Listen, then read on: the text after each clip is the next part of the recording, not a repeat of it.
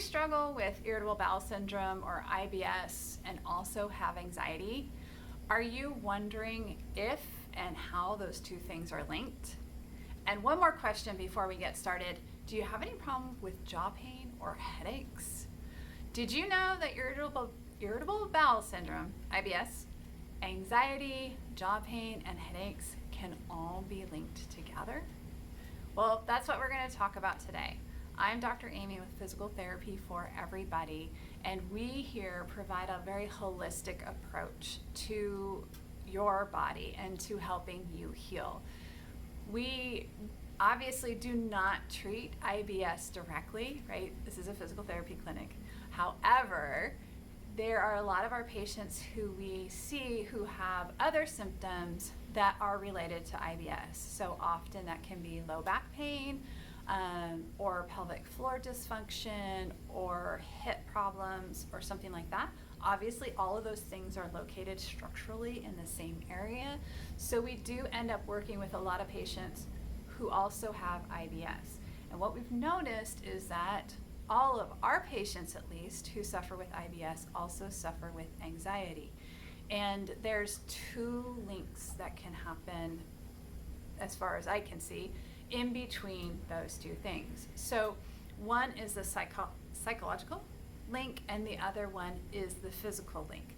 Now, the psychological link, again, I'm a physical therapist, it's beyond the scope of my practice, but it seems as a human to make sense to me that if you're suffering with IBS and you are in chronic pain, that is going to cause some anxiety, right? Because you're constantly worried about when is the pain going to come, how is it going to affect me, am I going to be able to go to that party, get together with my friends, take care of my kids, all of those things which are really important for daily life.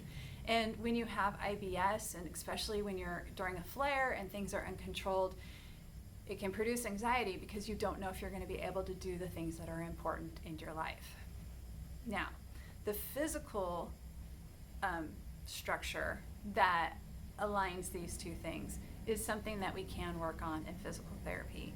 And what that is the vagus nerve. So you may have heard of the vagus nerve. It was super popular like a couple years ago, and everybody was talking about, hey, you need to do stuff for your vagus nerve. I'm revitalizing the vagus nerve because it is really, really important. It is not the end all be all, but if you have anxiety, it is definitely an important one for you to know about. But also if you have IBS, it's an important one to know about. So the vagus nerve is, I call it the chill out nerve, okay? It is the nerve that talks to all the organs and says, hey, I need y'all to chill out, all right? It travels through the diaphragm.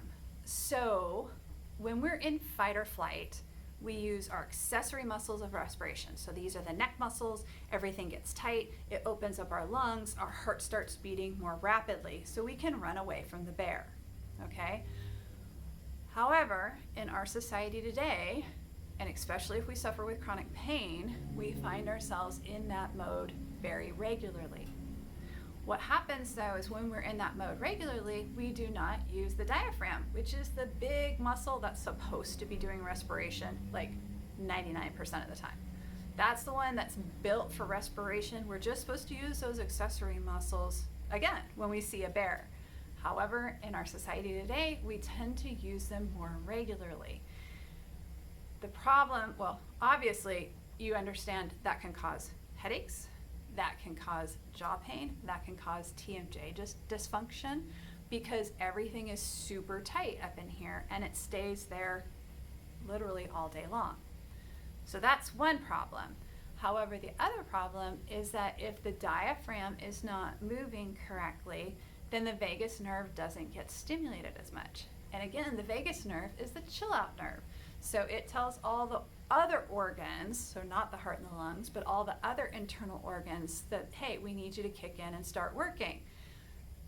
That's the small intestine, that's the large intestine, that's the stomach, that's all the muscles that are all the organs that are responsible for digestion. So that's the physical link between irritable bowel syndrome, it is really hard to say, and the diaphragm. and anxiety. So for my patients who are suffering, with TMJ, neck pain, headaches, low back pain, pelvic floor dysfunction, all of them, I'm asking them to do deep breathing exercises, getting that diaphragm to activate, getting the vagus nerve to activate, getting the food to move through the esophagus, because the esophagus is the food tube that goes through the diaphragm, helps improve digestion. All of these things can work together to decrease the symptoms of irritable bowel syndrome. I understand it will not heal it or fix it, but it can definitely decrease the symptoms, which if we decrease the symptoms, that decreases the anxiety. If we decrease the anxiety, it decreases the symptoms. And at least gets us on the positive spiral as opposed to the negative spiral, which is the one that a lot of people who have IBS and suffer with it regularly are stuck in right now. And it's very simple to be able to do. You don't need to see a doctor. You don't need to get a referral. You don't need to get a prescription. I'm not saying you shouldn't do those things too, but if this is something that you can add in that costs absolutely nothing and can help you to feel a little bit better, why not? Why not while you're doing the other things? Why not add this in? It's literally free and it can help accentuate all of the other things that you're already doing if you need something else to kind of help push you over the edge. So IBS is caused because there's a motor coordination issue, or no, I shouldn't say IBS is caused, sorry. What they have found in the research is that there is a link between IBS and a lack of motor coordination between the diaphragm and the abdominals. So does IBS cause it? Does it cause IBS? I mean, that's a chicken and an egg question. We can't actually say that. So that's why I had to correct myself at the beginning. But what they have found is that there's a lack of coordination from the diaphragm and the abdominals in patients who have IBS. This is super important because if the diaphragm and the abdominals are not moving correctly, so think about the fact, I don't know how old you are, but I'm kind of old. And back in the day, we were told that you walk around with your stomach sucked in all the time because you want that flat stomach, right? Well, if you walk in with that stomach tucked in all the time, it's really hard to expand your diaphragm, right? In fact, I had a patient in here a couple weeks ago and I was trying to help her with the deep breathing. And she's like, I can't do deep breathing and suck my stomach in. And I was like, you're right. So just stop trying to suck your stomach in right now, okay? Let's just do the deep breathing and then we can talk about that one later on. But it was really interesting because she was like, I really can't. I'm so used to sucking my stomach in all the time. I can't relax my abdominals enough to be able to get my diaphragm to move. And I was like, okay, well, there's your homework then, right? We need to be able to get that diaphragm to contract and relax to decrease tension in all the other areas of our body. So it is so important to get the diaphragm and abdominals moving correctly, especially if you suffer with IBS symptoms. The diaphragm also has a direct connection to the tongue. So we have talked in previous videos about how the diaphragm is connected to the pelvic floor. We can link those below for you. But the other kind of diaphragm in our body is up here, right? And it's connected to the tongue. So if your diaphragm in the middle of your body is not moving correctly, what's going on up here is not going to be functioning correctly, which can lead to TMJ dysfunction. So you can have jaw pain, clicking, locking, all of that type of thing that's going on because your diaphragm's not working correctly, which may be due to your irritable bowel syndrome. It is so crazy how our bodies are connected, right? This is why we take a holistic approach here at Physical Therapy for Everybody, because you have to look at the entire picture to really understand what's going on.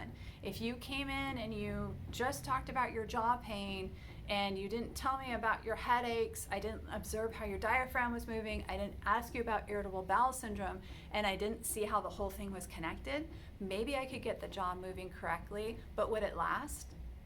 No, absolutely not. Why? Because if you're not getting the whole system working the way it's supposed to, then that jaw pain is automatically going to come out.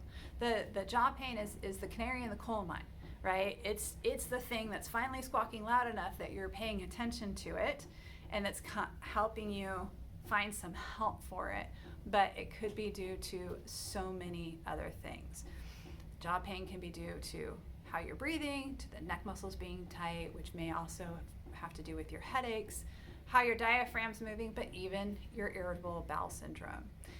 Like I said, we'll link the videos to the pelvic floor, but I hope you guys can see how this is all connected together, and that you need to be seeing a provider who is looking at your whole picture.